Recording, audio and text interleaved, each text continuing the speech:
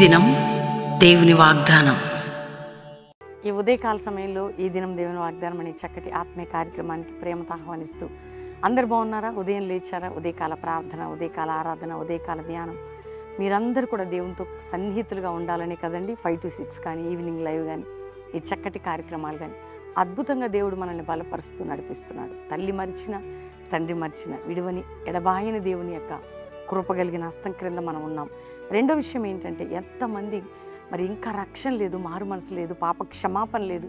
యేసు రక్షకుడు దేవుడు నీ పాపాల నిమిత్తం మరణించి తిరిగి లేచాడు. ఆయన నమ్మితే పాప క్షమాపణ, పరలోకము, నిత్య జీవం నీకు ఉంటుంది. ఈ లోకంలో కూడా ప్రభు నీకు తోడుగా ఉంటాడు. కాబట్టి సిద్ధపడండి. రెండోది, ఎన్ని కష్ట దుఃఖ సమయాలు మీ జీవితంలో ఉన్నా, ఎన్ని నష్ట పరిస్థితులు, ఎంత శత్రు పోరాటం ఉన్నా, దేవుడే నీకు సహాయం, దేవుడే నిన్ను నిలబెట్టువాడు. కాబట్టి ధైర్యం తెచ్చుకో. ఈ పరిస్థితులను చూడకు, నీకున్నటువంటి పోరాటాలు చూడకు, నీ కన్నులు దేవుని తట్టు చూసే విధంగా ఉండడానికి సిద్ధపడు. ప్రభువు నమ్మదగినవాడు, ప్రభువు నమ్మదగినవాడు. దేవుడు నీ పక్షంగా ఉన్నాడు, దేవుడు నేను లేవనెత్తుటకు సిద్ధంగా ఉన్నాడు. కాబట్టి ఈరోజు వాగ్దానం చదువుకుందాం.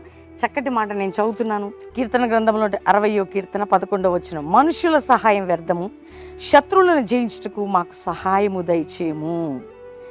దేవుడు ఎప్పుడు కూడా మనుషులు అంటే, చూడండి, గిద్యోను మిద్యానీ లాంటి మిడతల సైన్యాన్ని జయించుటకు కొద్ది మందిని ఇస్తాడు. ఎందుకంటే నీకు మనుషుల వల్ల కాదు, నా బలం వల్ల నువ్వు జయిస్తావు. అంటే కొన్నిసార్లు అయ్యో వీళ్ళు చేస్తారు, వాళ్ళు చేస్తారు, వాళ్ళు చేస్తారు, వీళ్ళు చేస్తారు అని అన్ని తట్టు తిరుగుతాం మనం. ఎవరు చేయరు, దేవుడు చేస్తాడు. మనుషుల సహాయం వ్యర్థము, దేవుడే నీ సహాయం.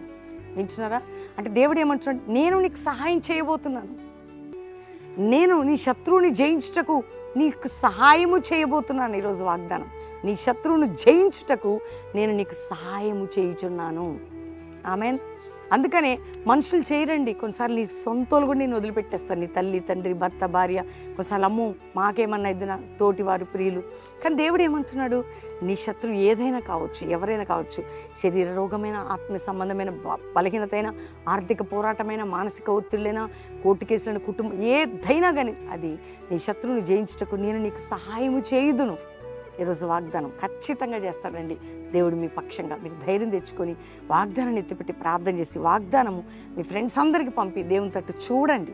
ప్రార్థన ఏదైనా చేయగలుగుతుంది, అపవాది రాజ్యాలను సిగ్గుపరుస్తుంది. ప్రార్థన ద్వారా నీ కుటుంబంలో నువ్వు దేవుని సహాయం ద్వారా నీ జీవితంలో ఇంతవరకు జరగనివి దేవుడు చేయడానికి సిద్ధంగా ఉన్నాడు. కాబట్టి ధైర్యం తెచ్చుకోండి. ఉదయకాలం అందరూ దేవునికి థ్యాంక్స్ చెప్పండి, ప్రార్థన చేసుకుందాం. అందరం కృతజ్ఞత చెల్లించి ప్రార్థన చేసుకుందాం. తండ్రి, ఉదయకాలం ఎంతమంది బిడ్డలు ఈ వాగ్దానం రిసీవ్ చేసుకున్నారో, రక్షణ లేని వారికి రక్షణ, పాప క్షమాపణ, రోగ వ్యాధితో ఉన్న వారికి యేసు పొందిన గాయముల వలన స్వస్థత, అపవాది చేత పీడించబడుతున్న వారికి విడుదల, నానావిధ బంధకములతో ఉన్న వారికి విడుదల, శాపంలో ఉన్న వారికి విడుదల, మానసిక ఒత్తిడిలో ఉన్న వారికి విడుదల, కుటుంబ పోరాటంలో ఉన్న వారికి విడుదల, నానావిధ బాధల్లో ఉన్న వారికి విడుదల, ఉద్యోగం లేమిలో ఉన్న వారికి విడుదల, వివాహం కాకుండా చక్కటి సంబంధాలు, గర్భం లేని వారికి అద్భుతమైన గర్భఫలం దయచేయండి. విడిపోయిన కుటుంబాలు కట్టబడాలి. ఇతర దేశంలో మా ప్రియులందరినీ రక్షించి వారి పక్షంగా నువ్వు కృప చూపి అద్భుతం చేయమని ప్రార్థన చేస్తున్నాను.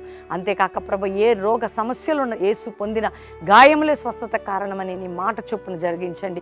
అయా, భారతదేశాన్ని రక్షించి భయంకరమైన దుర్దినాల్లో భీకరమైన సంఘటనలు జరుగుతుండగా నీ కాపుదల, భద్రత యవనులకి, యవనరాళ్ళకి, మరి దేశ ప్రజలకి మీరు దయచేయండి.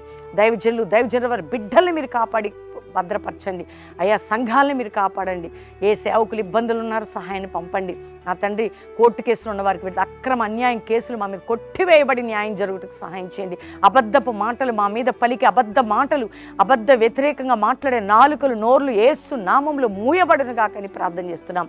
అయ్యా, మమ్మల్ని నిందించేవారు, గాయపరిచేవారు, సిగ్గుపరిచేవారు, నా తండ్రి ఆయన సిగ్గుపడుదురు గాక. నీ నామ ఘనత కొరకు మమ్మల్ని అందరినీ ప్రజలను నిలబెట్టమని మేము ప్రార్థన చేస్తున్నాం. నా తండ్రి, 50 దినాలు ప్రారంభించబోయే పనుల్లో కూడా మీ హస్తం అందరికీ తోడుగా ఉంచండి. ఈరోజు ఎవరిది మ్యారేజ్ బ్లెస్ చేస్తూ వారు గొప్పవారు కావాలి, వారి కుటుంబంలో, వారి జీవితంలో అద్భుతాలు చేయమని ఆశీర్వదిస్తున్నాం. బర్త్డే బిడ్డలను దీవిస్తూ వారి మీద శుభంలో నీ సన్నిధి వారి మీద ప్రకటింపజేస్తూ, అయా నీ కృప వారికి తోడుగా ఉండి ఆశీర్వదించండి.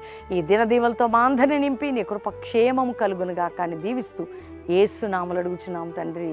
Amen, amen, amen. ఎంతమంది వాగ్దానం రిసీవ్ చేసుకున్నారు? అందరూ కూడా ఈ వాగ్దానం లైక్ చేయండి, షేర్ చేయండి, మంచి కామెంట్స్ పెట్టండి, దేవుణ్ణి మహింపరచండి. మరి 50 దినాల ఉపవాస ప్రార్థనలు ప్రారంభమండి. ఆగస్టు 29 మరి ఉదయం 7 గంటలకి గురువారం బెల్లంపల్లిలో. మీకు తెలుసు గత సంవత్సరమే మన లాస్ట్ 50 డేస్ అప్పుడు ఈ 50 డేస్ క్లారిటీగా మేము ఇచ్చాం. కాబట్టి మీ అందరికీ సంవత్సరం నుండి తెలిసి 50 దినాలు ఉపవాస ప్రార్థనలు ఇప్పుడు చూడని వారు ఎవరున్నా కానీ చూస్తున్నవారు మీ అందరు కూడా మన క్యాలెండర్లో మార్క్ ఉంటుంది చూడండి. అద్భుతంగా జరగబోతున్నాయి. 12వ సంవత్సరం బహుబలమైనటువంటి ఉపవాస ప్రార్థన శక్తితో మనందరం కూడి ఏకముగా ప్రారంభ దినం నుంచే బెల్లంపల్లి 50 దినాల కొరకు సిద్ధపడి ప్రార్థనలు ముందుకెళ్దాం. దేవుడు మీ అందరిని నడిపించి దీవించును గాక. God bless you. Praise the lord.